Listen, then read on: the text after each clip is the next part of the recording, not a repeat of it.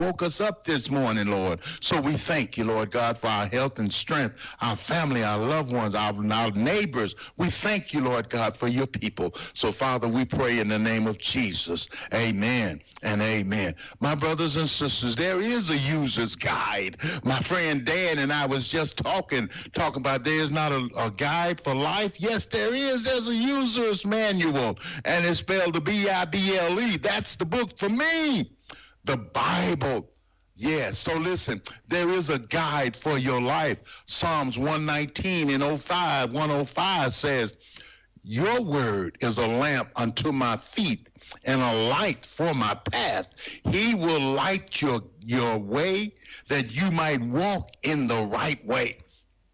Can you imagine in a very, very dark forest with two lamps, one lamp on each feet, and it just illuminates the path?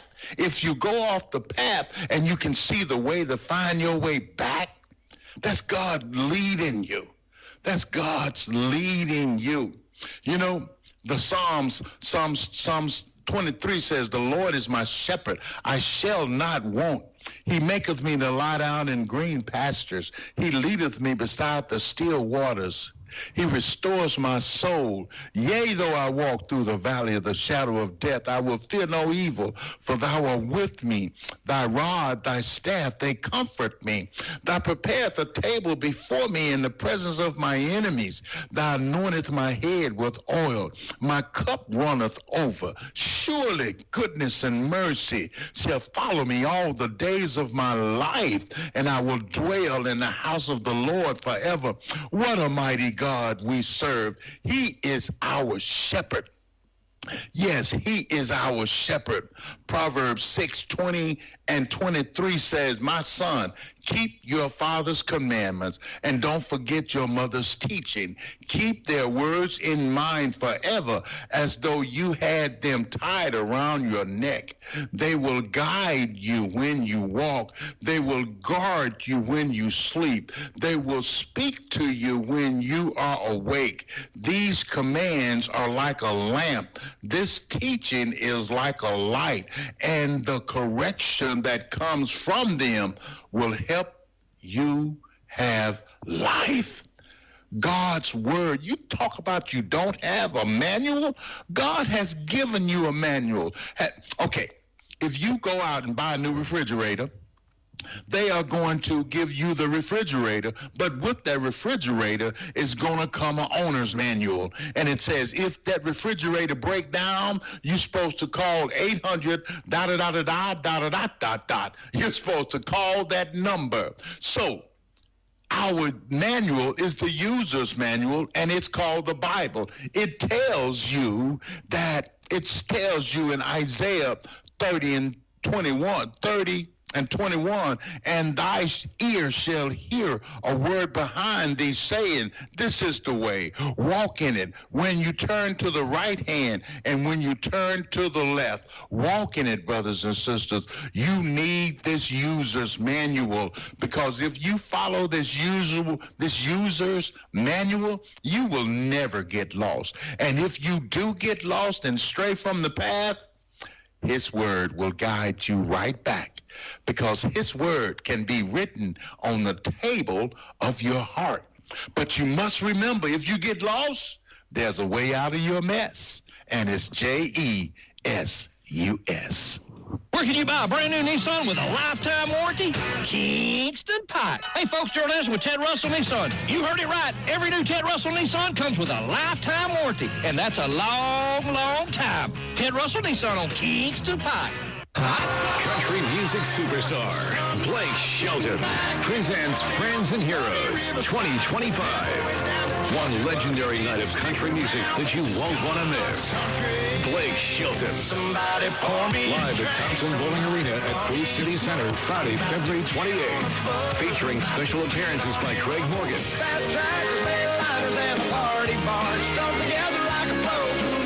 Dina Carter, and Trace Adkins. with special guest Emily Ann Roberts. Thompson Bowling Arena at Food City Center, Friday, February 28th. Get tickets now with Ticketmaster.com. Blake Shelton, Friends and Heroes 2025, featuring special appearances by Craig Morgan, Dina Carter, and Trace Atkins, with special guest Emily Ann Roberts. Produced by Messina Touring Group and AEG Presents. Good morning and welcome to AM 1380 WYSH and Ask Your Neighbor. Ask Your Neighbor can also be heard and seen on our website, WYSHradio.com. And if you are in Anderson, Rome, or Morgan County and have Comcast cable, you can watch Ask Your Neighbor on BBB TV Channel 12. Ask Your Neighbor is the program where you call in and do just that. Ask Your Neighbor. Do you have a comment? Do you have a problem? Or do you have a question? Then call in and ask your neighbor. 865-457-1380 or toll free at 877-711-4005. And for those of you that might be listening or watching on the internet, you can email from our website, WYSHradio.com. Just click on the Contact Us button and email your questions. Now sit back and listen as listeners throughout East Tennessee and the entire world answer your questions on Ask Your Neighbor on BBB TV 12 and AM 1380 WYSH.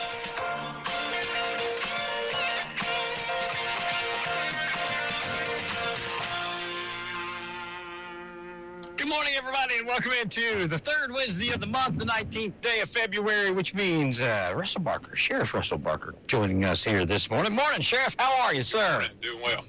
How are the roads? Let's start with the official business of the day. How are we doing out there, safety-wise? They're not too terribly bad from what's being reported. Mm-hmm. They are slick in some spots. Mm-hmm. We anticipate it'll get a lot worse tonight. With freezing. Yeah. Okay. So the courthouse is open. Of course, our schools are closed, and criminal court is in the middle of a 2-day murder trial. And they had their first day yesterday, but Judge Spitzer postponed Today.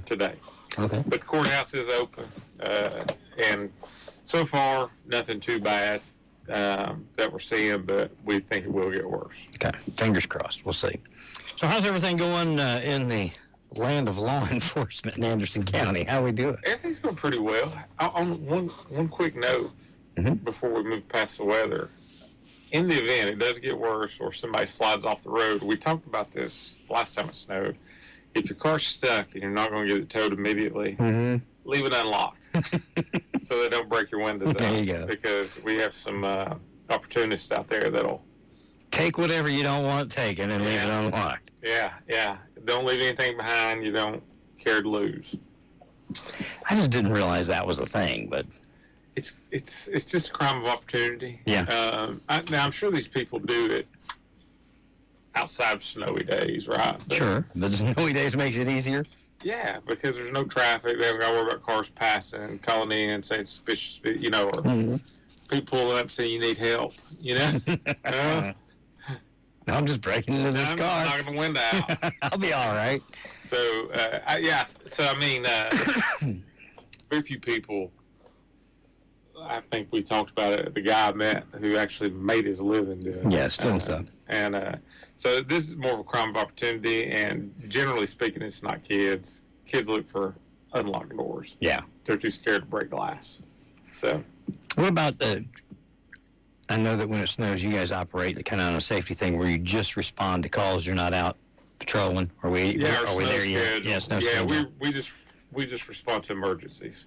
Are we in that right now? We're not. Roads are okay still. Yeah, good to be out. We're comfortable with the road conditions. Of course, now most of our vehicles are all-wheel drive. Oh, that's so one of the things I did that some of the guys didn't like in 18 was we had a couple motorcycles. Mm-hmm. Man, we were spending money on them and for training, and we were only getting them out for parades because there was not a need for a motorcycle cop in Anderson County because a lot of it is so rural that we couldn't even get up driveways. With the motorcycle. Yeah, with a Harley. You know what I mean? So I didn't see the need in spending that money. They're really cool when you have parades or funeral escorts. Sure. But it was a lot of money.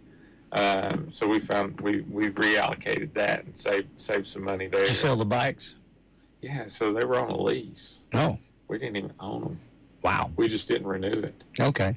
But we saved a lot because there's a lot of training involved. I bet. For law enforcement to operate those emergency operations, and there's lots of like in-service type training where you have to renew it yearly. So. Okay. Jasper's bringing me checkbooks. Well, you want a check, Jasper? Sure. Found it on the table. Thank you.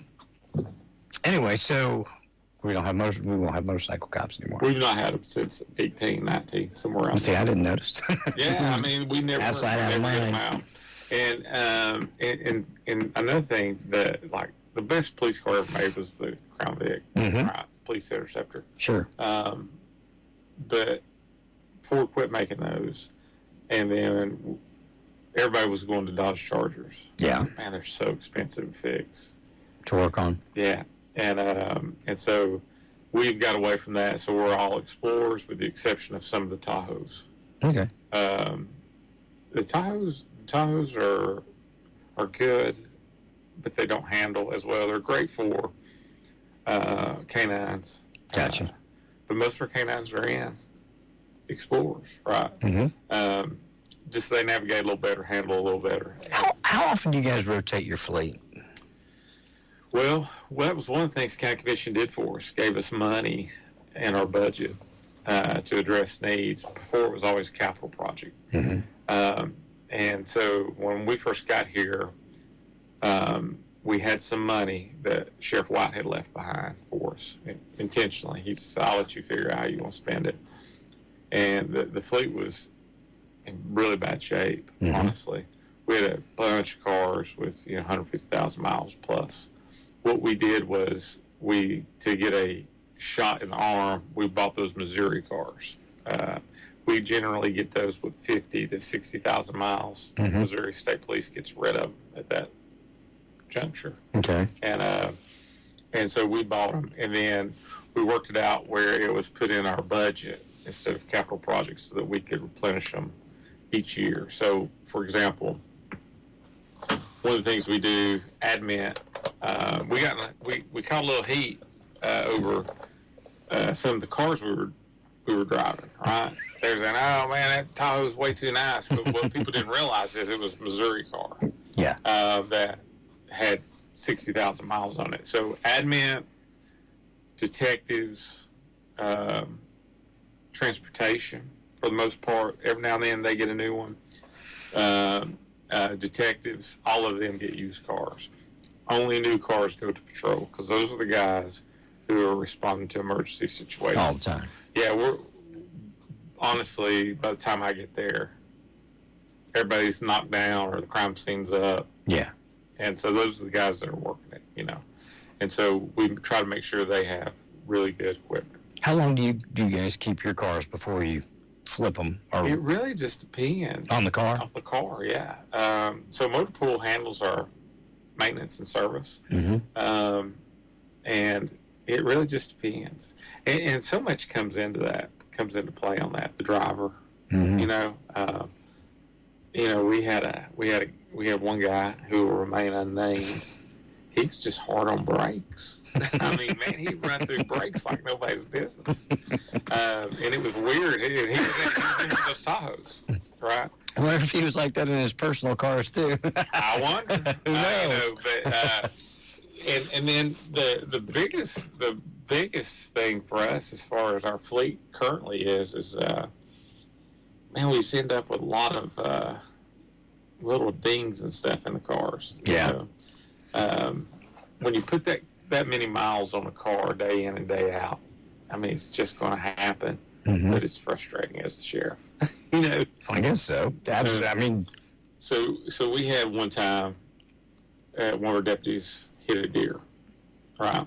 Yikes. And that happens. Mm-hmm. But what was amazing was it was one of our cameras cars, right? He actually didn't hit the deer. The deer hit him. And so, I mean, Isn't that the way it's supposed to be for insurance purposes? The deer hits you. We had video of this because I didn't believe it. So how does that happen? Deer just timing was bad. Crossing the road, boom! He just said, "I'll beat those lights," but he waved to the front. Car got in front of him. Well, I guess it's a pretty big expense that you guys have. Can be. Lots of times too. Chief Sharp is our fleet manager, and in another lifetime he was in the car business, so it works out really nice. But he does a really good job for us. Like if we have something, let's say with a blown motor, right, and we have a lot of cars in the fleet that are of that same style, we'll take parts off of fenders and stuff to save money. In case something gets banged up, we can just replace the fender. Another thing too is we do that on some of our wrecked cars that are totaled out. If there's salvageable parts that are serviceable, we'll still use them. Do you guys auction them off when you're done with them, or you trade them in, or how does that work? Yeah, so we have to get all the emergency equipment out of them, de-stripe them, and then all cars go on gov deals. We do that through whether it be drug seizures, DUI seizures, or fleet cars. That's been a thing for a long, long time. But it's hard to tell what you get. You know, there's a lady on Trading Time she was looking for and found. She wanted a used car, and she wanted to buy a used police officer's car because I guess somebody in her family was a police officer, and they explained how well they're maintained, even though they have mileage, but they're very, very well maintained. And so that's what she called in looking for, and that's what she ended up buying. I never even really thought about that. Yeah. Well, they are maintained. Yeah, so I mean, if our guys are not taking care of them during the service intervals, they get rode up. Oh, wow. You miss oil changes. Really? Yeah, I mean, it's a big deal. It's a huge expense to us. I guess so, because, I mean, that's your main, that's the only way you can get from there to here to take care of us. I mean, it's not coming out of your own pocket. Yeah, it's just time. Yeah, and plus you're getting paid to sit there while your oil's changed. Yeah, so no reason to miss it. Yeah, there's really not. The only downside is our guys. We do rotating 12s now, so if you need an oil change while you're on midnight 7 to 7, that can be a little bit of inconvenience. But at the end of the day, motor pool gets down there early for us, and they'll come in. That way, right at 7, they'll take the car in, get it changed, and then get back on the road, get home, get some sleep. Have we heard any more on our school situation, on the Clinton High School situation? I know the answer, but I ask anyway. Yeah, I knew you would. No, we haven't, other than what you and I discussed, the bill that was proposed. And what happened? Was that bill included in the one that with the school vouchers and such? No, it was not. It was a standalone bill. I thought so. Out of West Tennessee. Yes. I think, though, I think the brakes have been pumped on that, from what I'm hearing, out in Nashville. Okay. Or at least it's being amended. They're looking at amending, I guess I should say. Because I had questions. I was talking to Rick about it, who was carrying it on the House side, saying that they were trying to clean up some things, but it wasn't clear to me. I read it, and it just basically, it seemed to me, it said if it was an alternative class, or basically credit recoup class, that there was no wrongdoing if those grades were changed, which those grades change anyway. That's why you have the credit recoup, because you have a bad grade and you get the opportunity to make good. Right. So I didn't understand it completely, but sometimes, not knocking our people in Nashville, but sometimes there's not always good ideas are not always practical. Yeah. We see that a lot in my business. Universal carry, yeah. I'm for it. Sure. But not blanket across the board. We discussed this. 18-year-old, the Sheriff's Association, some of us caught some heat because we didn't think an 18-year-old should carry an AR. Okay. Strapped across his back. Sure. And going to McDonald's to complain about onions and a cheeseburger. Yeah, not good. And so, but we run into that from time to time. But I do know they do their due diligence and try, right? But it's really, honestly, I don't know why anybody would want to go down there and do those things. It's tough business. I can imagine. Well, it was the particular bill we're talking about was brought out of Shelby County, senator down there in Shelby County. And they've had, it looks like they've kind of had their bouts with grade changing in their schools too. That I was looking at, that they've, I guess, combated or I guess a little controversy with them too. But I just didn't understand. I didn't understand that the language seemed to leave everything the same except if it was credit recoup, that it wasn't breaking the law if you changed the grade on credit recoup, which is 100% of what happened here as well. Alleged. Yeah. Alleged 100% of what happened here was credit recoup. At least a couple of the actual incidents that I know of, they were credit recoup. Yeah. So I don't know how one thing that Rick said that it all goes back to intent. And no matter what, if the intent was to break the law, then things would still be prosecuted. But I don't know how it could be if it said it's not against the law to change grade if it's credit recouped. What would it doesn't matter what your intent is if you're not breaking the law, So I didn't understand that, but right. So and Attorney General Clark, I talked to him about it. He was the same thing. He was reaching out to the AG in Nashville to kind of in Memphis to kind of find out what the appetite was down there for that being, I hadn't heard a lot of it in the news or anything about their problems until I got to researching it. Oh, yeah. I think they've had 34 cases is what they've had.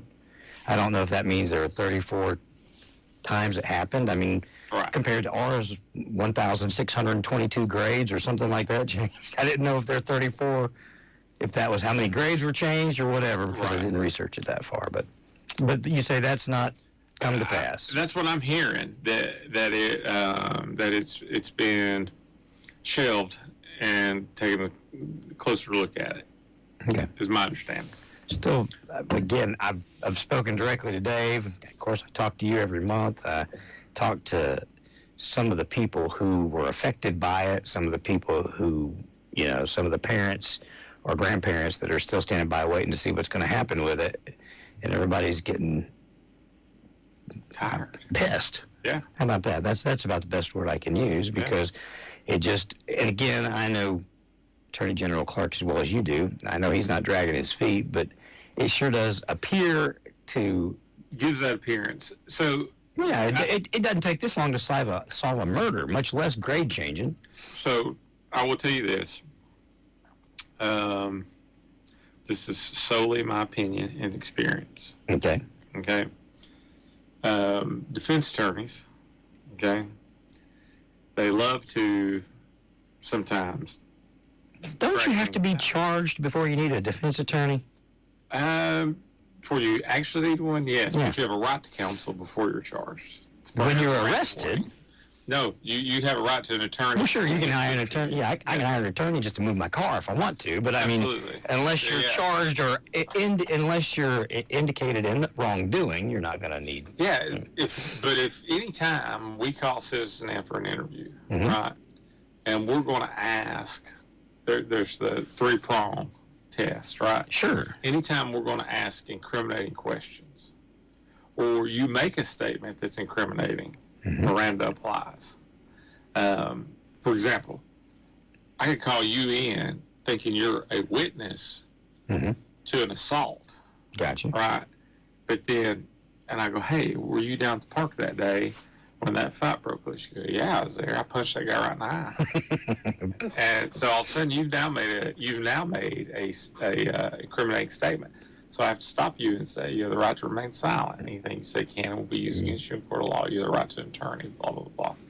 So, but now, all of the teachers or people, participants that may be caught up in it, retaining attorneys, and the defense attorneys are slowing the process. Promise you. So we used to be wildly popular on DUIs, right? Mm-hmm. Because time was the defendant's friend. You know, you're entitled to a speedy trial, right? Mm-hmm.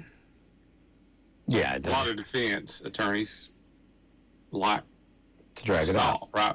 Particularly when we were talking about back when it was real chic for DUIs, because one, till you were convicted, your license wasn't suspended. Okay? Gotcha.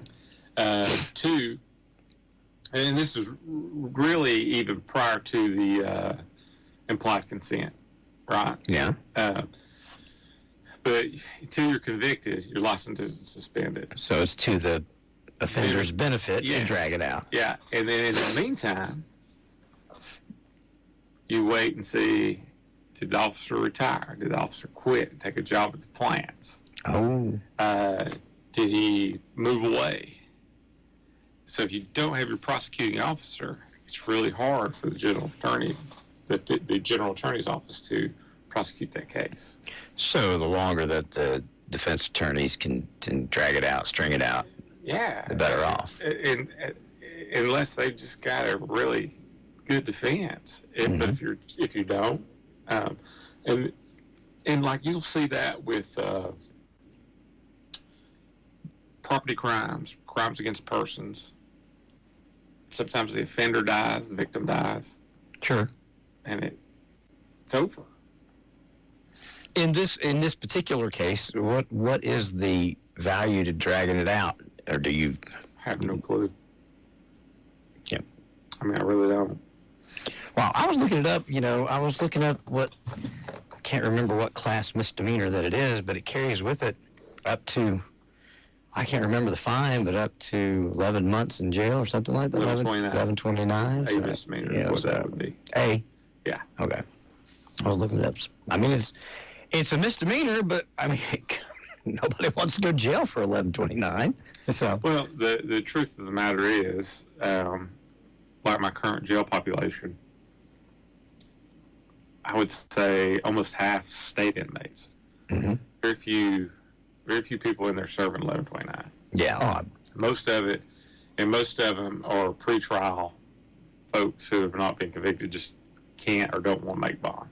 Gotcha. So you don't, and even if you get sentenced to 1129, there's generally 30 days and rest on probation. Yeah. Okay. Interesting.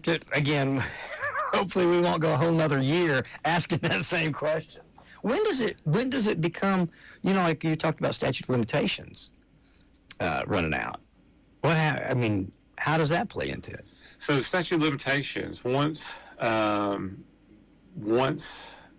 understanding of it is once charges are filed, everything freezes. So, for example, if I have a 2-year window to charge you, right, and I charge you on 1 year, 11 months, and 29 days, Yep. Okay, You're done. It's good. Yeah, you could drag it out another 5 years before we ever go to court. As long as the charges are made. Yeah. And we haven't had charges made yet, though, It's right? my understanding we have not. Okay. Interesting. And so, how is the statute? How long do we have on these misdemeanors to file charges before they go away, or do you know? Each individual case, if it's 1129 as the maximum punishment, you'd have 11 months, 29 days. Well, then we've ran it.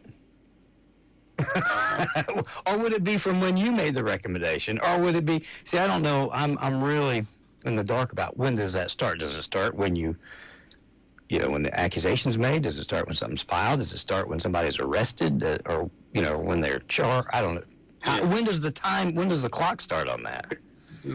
I believe the clock starts from the date of the crime. Okay? And I say that because if you'll remember, there will be you'll hear that conversation more around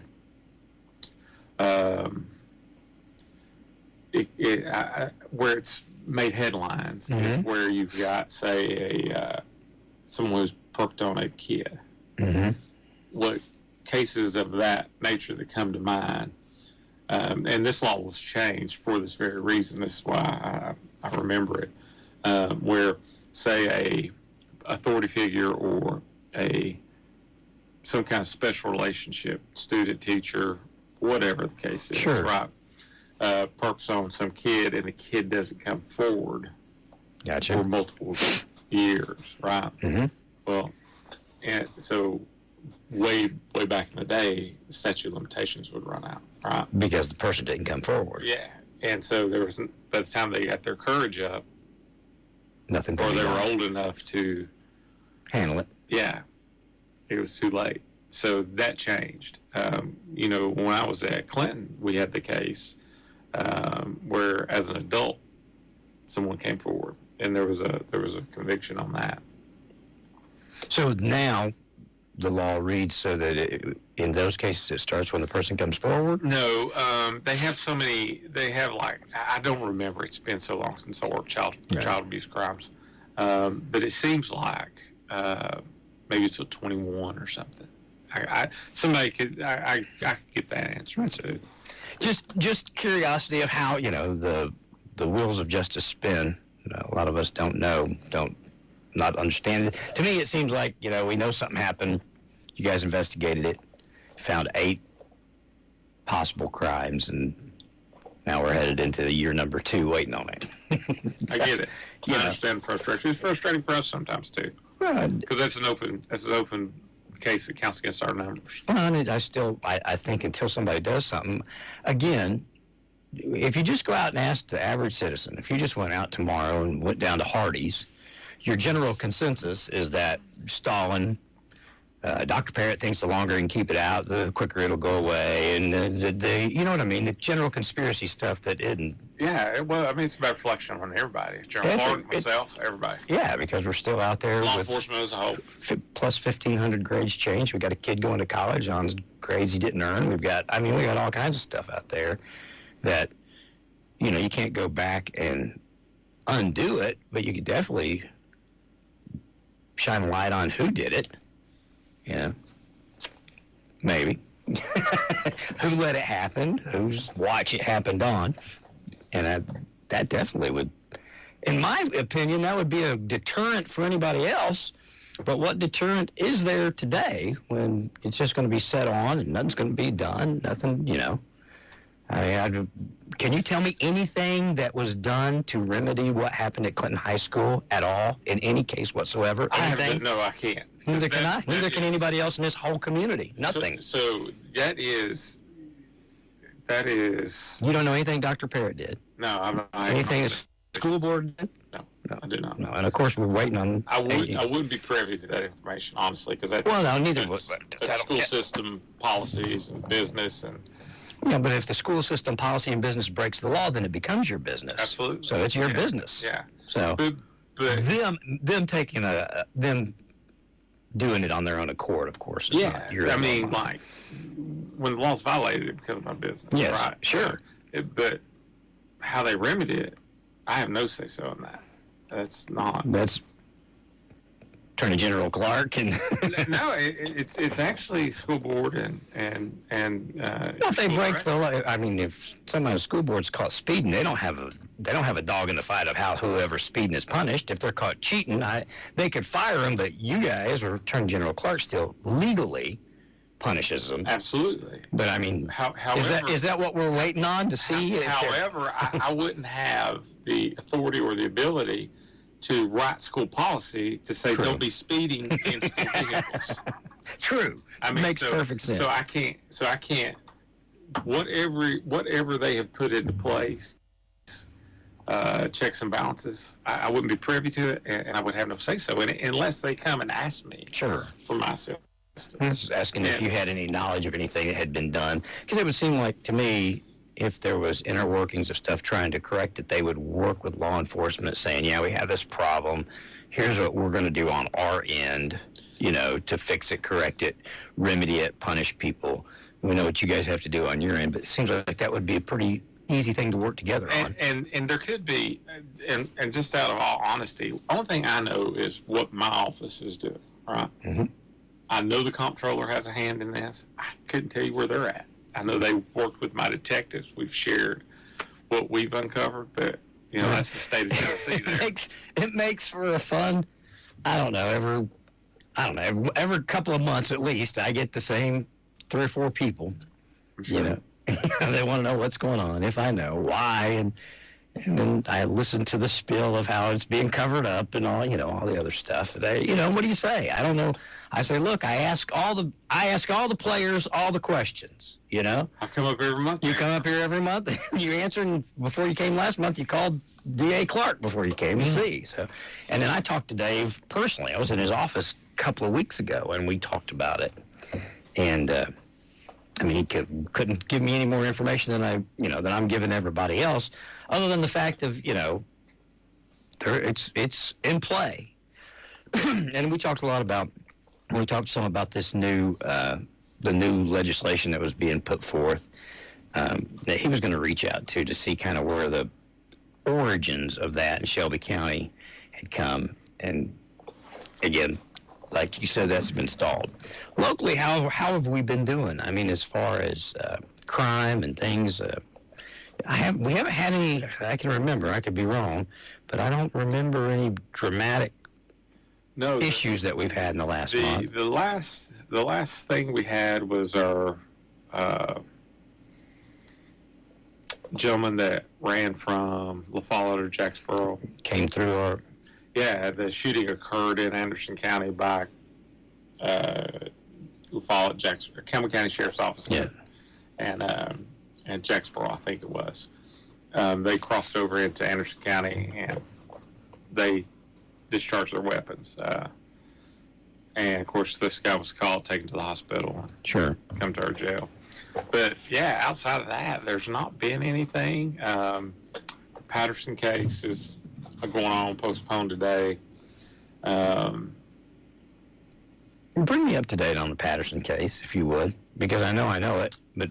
Yeah, so the Patterson case was 2 neighbors who had a run-in dispute over certain things, and on the day, it's alleged that the defendant, Mr. Patterson, produced a firearm and shot his neighbor, and it killed him. When did that happen? Was that 2 years ago? It seems like it, but I think maybe longer. I remember it. I just don't remember when it happened. So it's my understanding that the only thing left that got postponed today would be, I think they said TBI, and medical examiner. We're supposed to testify today. And do you guys get called in to testify on that, or the arresting officers, or the responding officers? Yeah. So in any given trial, generally, but let's just say homicide for this side, there'd be a whole slew of us. The guy who writes the report, the initial responding officer, any potential officers who were on scene, and then your detective who actually investigated the case. If the TBI assists, their agents come in and testify. Of course, the medical examiner, TBI lab personnel has to come in if they processed any DNA or ballistic evidence, digital evidence that was recovered. So you got your hands full there too. Everybody gets a role, right? But that goes down to honestly,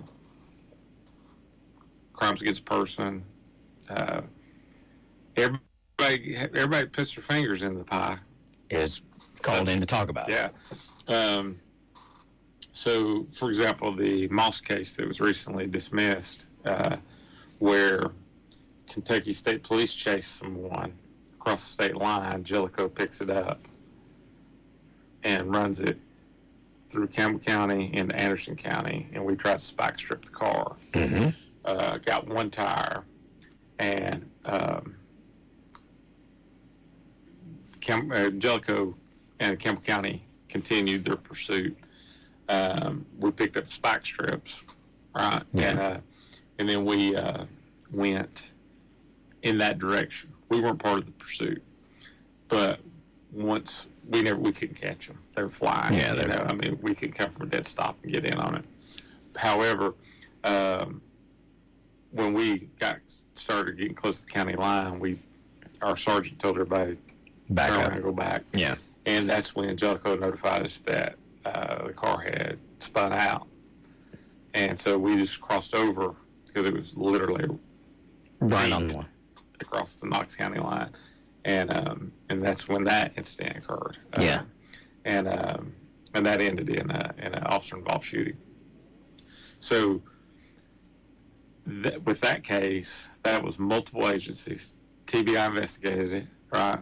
Everybody's coming to Cameron court. County, Jellicoe, Kentucky. yeah, we had to go back and find out. And actually, I take that back. It wasn't Kentucky State Police. It was the county sheriff's department up there Okay. that initiated the stop. And, of course, that turned into depositions and lawsuits and stuff. That was, they finally threw in the towel on that. A lot more to it than just going around and writing tickets and making sure everybody obeys the law. You guys Yeah. in court and depositions and all the other stuff that you have to follow up on.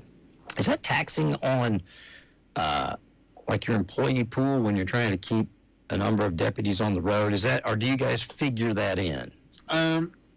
No, it's taxing. Okay. So, for example, in that case, that Moss case, Yeah. we had 3 deputies from the same shift involved in that, Gotcha. who, by policy, now have to be put on paid administrative leave while TBI investigates it, and I can't put them back to work until Everything's done. we run internal affairs investigation at the same time. Yeah. So we're looking for policy violations, and if we find a criminal act, because TBI was investigating because it was a Knox County shooting, Yes. we turn that over to them. They do the criminal side of it. So then, when TBI wraps it up, they had to turn it over to Charm Allen, the district attorney in Knox County, because that's her jurisdiction, who would be prosecuting it, Gotcha. to review, to decide if they were going to bring any charges. Now, our side wrapped up relatively quick, because again, we're looking for policy violations, right? And in this case, those 3 deputies were all cleared by the TBI. Charm Allen said there was no criminal violation. Of course, we found no policy violations, but we still all got sued. City of Jellicoe and anybody that was on the interstate that night, right? Yeah. And so you go through those depositions, and I can tell you, we went months without those 3 deputies. So a shift now went from 8 to 5, and now somebody had guard duty or reserves or out sick or vacation. That's where we incur overtime trying to cover. And in that particular case, 2 of the 3 were supervisors. Oh, wow. So we had to have a sergeant and a corporal always filling in because we had no supervisors on that shift because they were out. A side note to that, these young guys don't worry about that too much. Because as you go through your career, you get named in a ton of lawsuits. I got you. At any given time, I've got 4. I got sued over that one in my official capacity and personally.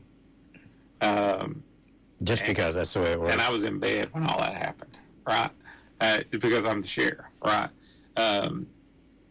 Generally, it's in your official capacity, right? But as you get more into this career and you start paying off your mortgage and you get a little money saved up, and you don't want that. Yeah, you actually have something somebody could take from you and your family. Yeah, it makes you a little apprehensive. Absolutely, it's does. Hard on spouses. Oh, I can imagine. It's just really tough because our guys have to make literally split-second decisions that attorneys take years to scrutinize. Yeah. And say, well, you did it wrong. Does that? I guess those that get into this business, your business, understand that. You do, but you don't. You think you do? You get it, but man, you don't. You don't understand the gravity of it. You don't. I mean, like, you think of movies and TV shows. Do you ever on Miami Vice? Did you ever see Tubbs and Crockett get served with lawsuit? No. Did you ever see? Was there ever a show where it showed their deposition? Yeah. No. That's the boring thing. The ugly stuff. So you don't see that part of it, and you know it exists because you get trained on it, and you cover case law. But you just like kind of like the guy that you know it's there, but I know about hemorrhoids, but I've never had them. You know, Exactly. So I don't run around worried about them. Exactly. Right? Yeah. But the guy who chronically gets them, he hates them. Yeah. So you do understand it, but then again, you don't. I mean, you don't. I mean, it's just one of those things you don't appreciate till it happens to you. And by that time, it's a big mess. And it's tough having those lawsuits. Like, I've been part of lawsuits, or our office has been, maybe some of our deputies, maybe not me personally, but when you watch, for example, there was a lawsuit over, it was a child abuse case, and DCS and state and all these folks got involved. These kids were removed from the home. Family files a lawsuit, right? Well, you watch all these other entities get dismissed from the case, but you don't. Really? Yeah. I mean, their attorneys file some motion. Get them out of it. And here you're sitting going, what about me? You know? And because we're the first responder. Yeah. Right? I mean, we're almost always last, you know? And some of it is just like, we've talked about, I've been sued 2 times because I won't buy false teeth. Mm-hmm. It's just frustrating as a human, as a sheriff, and as a taxpayer in Anderson County that some of these folks get to file these lawsuits. You know, you're out here breaking every law imaginable, spun out on methamphetamines, do some poor choices of your own. Now, I'm not saying you didn't have a tough life, right? I'm not diminishing the reason you're there. Yeah. Yeah. But the bottom line is, this is what you're doing. Mm-hmm. Right? Then you come to our jail. You've not been seeing a dentist. You've not been getting preventative health care, right? And then you show up at our jail, get some Sprite under your belt, and everything starts hurting. And then you sue me because I'm not providing you enough medical care, right? That you didn't care about when you were free. Yeah. And we're providing what we have to, right? Exactly. But we're doing it budget friendly. I mean, we're not going to give you a new veneer. We're going to pull your teeth. I mean, it's just the bottom line. I got you. Kind of like I had a first rental house I ever bought. Mm-hmm. My tenant asked me to we were doing the bathroom, right? Redoing the bathroom. Light remodeling job. My tenant asked me if I would... Maybe. You want to take calls? Yeah. We'll take a call in a minute. Hang on.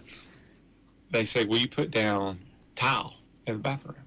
And I go, my wife walks on linoleum in my house. So you do too. I can't explain that to her. I put tile in our rental, but you get to walk on linoleum. So it's the same difference with some of these lawsuits, you know. I get it. Hang on, let's see. Somebody has a question for us. Let's see. Good morning. Welcome to Ask Your Neighbor. Do you have a question or comment for Sheriff Barker today? Yes, sir. My name's Robert, just for namesake, and I don't want to involve the other person that maybe was in the jail, but I wanted to ask about, I went down there to pick up an individual that was around 29 years old, and first of all, I go in the place, and there's all these policemen on several different sides in this, not small, but just kind of a room, And so I had to start trying to figure out who I'd talk to or whatever. And the cops weren't real, or the sheriffs weren't real friendly. Like supposed to have some kind of special personality, but I tried to say hi to everybody, and it just seemed like it was a bad day maybe. But anyhow, I finally found the button that you push, so I pushed the button. The lady says, "Can I help you?" And I said, "Yeah, I'm here to pick up so-and-so." And then I waited another 30 minutes, and nothing happened, so I pushed the button again. Waited. They said, "Oh, yeah, what was the name again?" Something like that. And so then eventually, make the story real long, story short, somebody in the sheriff's department called this individual's parents and said they had to come down and release the person, which was not underage, like I said, 29 years old. But I didn't understand why they couldn't have told me that first. And then, but why, if it was a minor, I could understand having the parents pick them up. I was willing to show my ID, whatever, but I was just giving her a ride to the airport. And so I just want to know, did you know that's the way it goes when somebody tries to pick them up at the airport, I guess, or pick them up at the jail? But that's my question. All right. Did you know that that's how it goes? We'll talk about that procedure. All right. Thanks, sir. All right. I appreciate your time. You're doing a great job, buddy. Thank you. Great job. Yes, sir. Thanks, sir. Bye-bye. So without knowing specifics, Sure. About who the arrestee was and stuff, it's difficult to say. However, our lobby, when you go in there, there's a call button you push, just like you described. There could be a multitude of factors. For example, I know currently, I don't know when this gentleman was down there, but currently we're down probably around 20 deputies, right? Gotcha. So it could be a staffing issue. And when these releases happen, there's court documents that come from criminal court, general sessions court, or wherever, that we have to ensure we have every I dotted, T crossed. And then if she was flattening time, it's a different procedure versus making bond. Now, our wires very well could have got crossed. What does flattening time mean? We talked earlier about 11:29. Yes. Since 11:29. Yes. And the judge says, or say you get 11:29, you do your 30 days, do the rest on probation, and then you violate your probation, you've got 90 days left. The judge can say, I can put you on double dark probation, or no, you're going to go to jail from serve the rest of your 90 days. Gotcha. So when you pay the state your debt, right, in You time, flatten your time? You flatten your time, is what Gotcha. they call it. So and that's a different release. Buying time. and honestly, the question that I would kind of have is, generally speaking, we are talking about adults, because the only time we hold juveniles is when it's a crime that's been moved from juvenile court to adult court, being charged as an adult, and we've had that. We talked about that the other day, where you're having to keep people separate. A handful of times since I've been the sheriff. Unless it's somebody's making bond, right? You don't release them to anybody. For example, you get a DUI and you have a suspended license, I'm not concerned how you're getting out of there. Sure. I just know when you get released, you walk out the door. That's it. Yeah, and then because lots of times, because one of the problems we had that we've had to deal with in the past was everybody used to walk straight to the get and go. Right? If they didn't have a ride, they'd walk to the get and go. Yeah. And some of them would shoplift and get right back in there, right? And been out 30 minutes. But the getting booked out, and again, the timing, the time of day, and the day. For example, Mondays are notoriously busy because everybody got locked up over the weekend. Has to be arraigned. Or like the last time I read it, and it's been a couple of weeks, we had about 89 people going from the jail to arraignment. On a Monday. On Monday. Oh, wow. So we physically have to get them, all 89 of them, get their paperwork in order, pat them down, cuff them up on the trucks to the courthouse, get them upstairs to the third floor, sit through that, and then if lunch break comes, because we don't get all 89 of them done in the morning, right? Because there's free people who've paid bonds, who are not part of that, who have private attorneys, right? We got to get them shackled back up, get them back on the bus, get them back to the jail, feed them lunch, let everybody use the bathroom. And in an effort to combat contraband coming in, everybody gets body scanned. Once you leave that front door, coming and going. Yeah, so you're in the jail, you leave, and when you come back from lunch, from court, you get scanned. You eat lunch, use the bathroom, you go back out, shackled and cuffed, back on the van. When you come back in at the end of the day, you can do the body scan again. Yeah. So could this be logistical versus... It just takes time. Yeah. Now, as far as his comment about our deputies were less than friendly, okay? Yeah. Again, I don't know. I can't really speak to that. It's disappointing if it was our guys. Yeah. However, I was up there last week. We had a new training class in, right? I'd never met these people. They didn't know I was the sheriff. Okay. And we didn't speak. Yeah. There you go. We just recently, and we do this pretty frequently, we have TCI classes where you have deputies from across East Tennessee coming in to train at our facility, our training room, so they could be out there on smoke break or their own lunch break from training, and they couldn't answer your questions, you know, because it could be Sullivan County deputies, Scott County deputies, they don't know. So I hate that he had that experience, and it was perceived that way. And it very well may be exactly what he said it was, right? Yep. But it's hard to really say. Pin it down. Yeah, because everything's just so different. Well, I know we talk about staff shortages and such. I went down to Clinton Police Department a couple weeks ago. I wanted a copy of some paperwork, right? So I go down, and it says push the button. You go into the lobby. It says it says pick up the phone. That's what it said. And I couldn't find the phone. Yeah. It's not like I frequented a lot. So it was behind me, right, on the wall. So I picked the phone up, and dispatch, can I help you? And I said, yeah, hey, I'm here. I need to get some copies of paperwork. Okay, somebody will be with you in just a minute. And so I waited. And what time of day, just out of curiosity? Just probably close to lunch. Okay. And tell you how I realized that. So I hear a voice coming saying, hey, can I help you? And I looked, and it says Chief Campbell. And I was like, Jim. He was like, holy cow, what do you need? And told me. And so he said, come back here. So we went back in his office. And when I got ready to leave, Janet was back, who normally does all that stuff. Fabulous. But he was telling me, one of the things is, they get... Janet is the only clerk. Yeah, and so they run into issues where, people need stuff. And, if he had been on the phone, I'd have had to wait that much more longer. Or if he'd have been, you know what I mean, to have some. So and I wasn't impatient. I wasn't, I kind of get how, I understand that. So in addition to that, like, I remember being in Clan. Of course, this was a long time ago.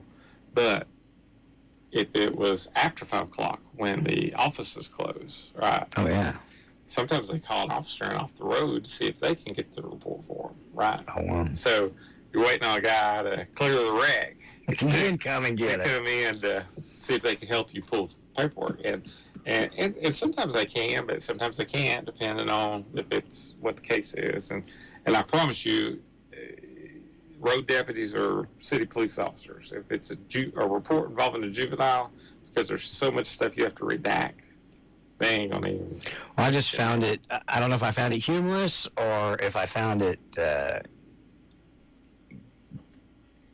the chief himself coming out to do mundane secretarial paperwork, but he was getting it done, That's what he said. He was like, there's nobody else here. I'll take care of you. Yeah. So, and he did. He did. So. Well, Janet does a fabulous job. Lord, she does. She's been there, 34 years now? Yeah. I think so. One thing the quickest way is to email Janet on the front end. Yep. Well, I've done it before. I've called and I've said, hey, I wonder about this and this. And she says, come on down, and she'll have it, like, walk in the door and it's waiting on you. Or she'll email it to you if she can. Yeah. Hey, do you remember, and I'll never forget this. This was early 2000s, right? 2001. Yeah. We used to set the reports, because back then we were handwriting them. And Jim... On the window ledge? Yeah, and Jim would come through and flip through them. Hey, can I get a copy of this one? This is newsworthy. You know? Yeah. I mean, how different. What a different time. I mean, and, yeah, him and Janet, you know, he would go through and see... every day. Yeah. Oh, every day. He did it till the day he left. He came down and went down to the CPD every day and looked, seeing what happened. We used to call, and I can't remember who it was with the sheriff's department. We called him every day for the sheriff's report. Every day he'd say nothing happened. I can't remember. Gosh, I wish the name would pop into my head. Because I know you'd know it because he was there forever and ever and ever and ever. Amen. But anyway, we'd go down and have to go through it because we'd call and they said, no, nothing happened. Well, we saw that there was like a 4-car wreck. Oh, yeah, well, I'll come down and see you and find out about that. But. Yeah, so there you go. So you got to remember that too. What constitutes newsworthiness? True. Somebody's been. But you guys run into the same problems. I mean, I can't tell you the times I've been sitting here talking on the radio and somebody come in the door and I see them come into the door, but I'm on the radio and either Jay's not here or Jasper's not here. Or I don't have anybody up front and they have to sit and wait on me. Or in that doorway stare. Yeah. They're like, did you not know I was here? I said, no, I knew you were here. Just had to finish up what I was doing. So I understand the logistics problems of it, but. Anything else going on you want folks to know about? Anything going on good, bad, or indifferent?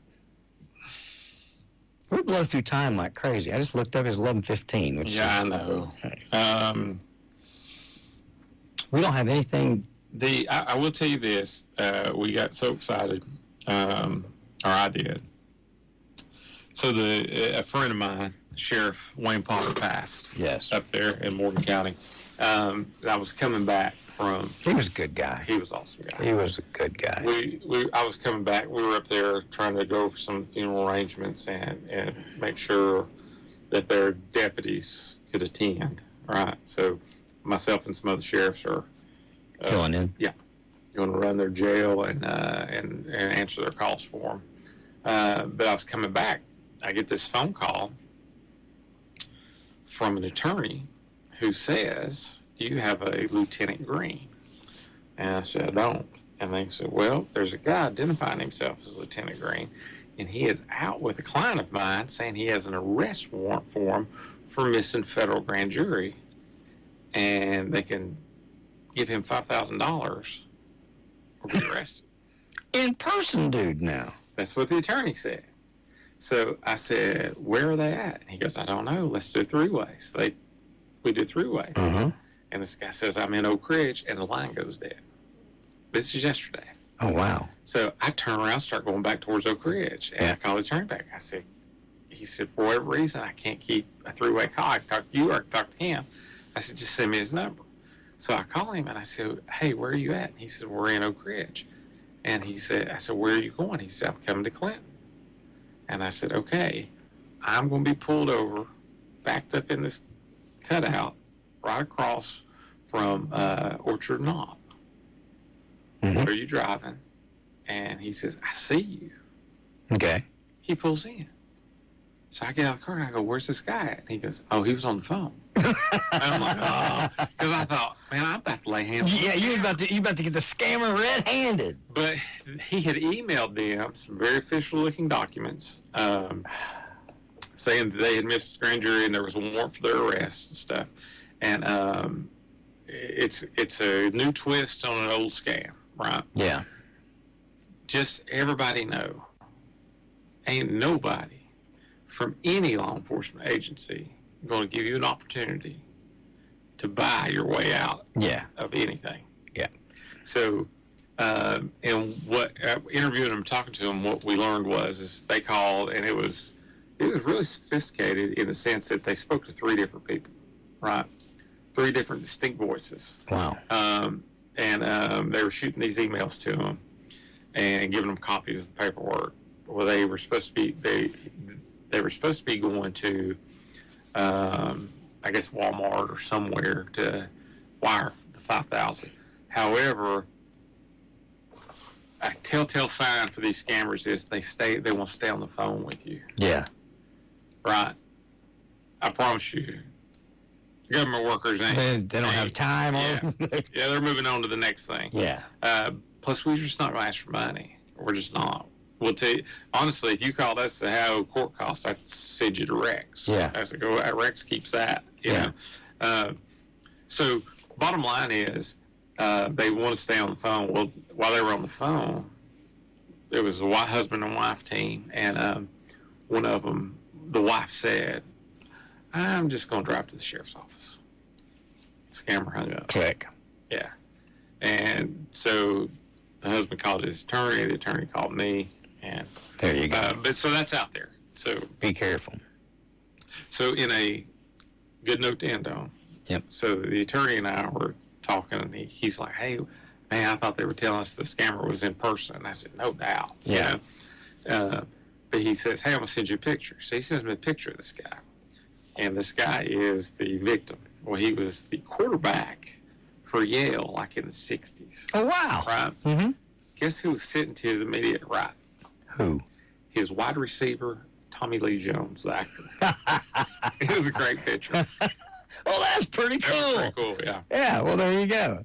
Anybody can fall prey to a scam, even a former quarterback for Yale, huh? No doubt. Yeah. That's crazy. They're good. People should be aware and cautious. We've said it a million zillion times. You guys don't call them. You don't, ask for money on the phone. No. And we sure don't ask for gift cards. Yeah. Look, you can never go wrong. Ever. I don't care. I don't care if we call you and say, hey, you have a warrant for your arrest. First off, we don't do that. I mean, we're going to try to catch you, sneak up on you. Sure. Right? We don't want to get you ready. But if you get a call and you're not sure, if you even have an inkling, you call our main landline to dispatch. Yeah. And ask for verification. We don't care to do that. Yeah, I mean, everybody ought to do that. I've had 2 listeners over the years that have really had complex scams pulled on them. One was a lady. She got a call. It was her daughter's voice. She knew it. It was her daughter. You know what I mean? Her daughter said, these people have me. They're going to kill me if you don't give them the money, et cetera, et cetera. Give the phone to the guy.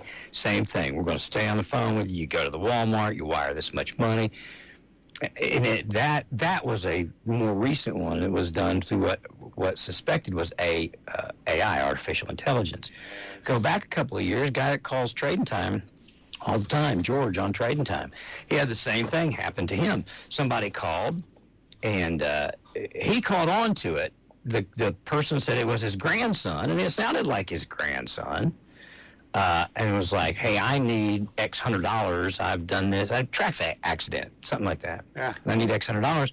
And his grandson had just been there a couple of days before, so when he asked him, well, why didn't you take this with you or whatever, he started giving answers and then he finally figured out, even though it sounded like his grandson, it wasn't. It was somebody, I don't know how they knew what his grandson sounded like, but they were about to get him for $600 or $800. And he, thought it was his grandkid, got in trouble, and he was going to try and do it. But folks ought to take an extra minute. I know sometimes, if I think it's my son on the phone, I'm not going to, my first thought is not to be, well, let's ask 100,000 questions. Right, yeah. Your first thought is it's your kid. You want to take care of them. So I had on social media, cloning accounts is huge. Oh, yeah. Yeah. And if you don't really pay attention, throw on some picture, asking for a friend request or to follow, you click it. Yeah. And then they show up in your messages saying, how are you? Yeah. Which is, so I had one time, but I get so many, I don't check them. I mean, I'd spend all day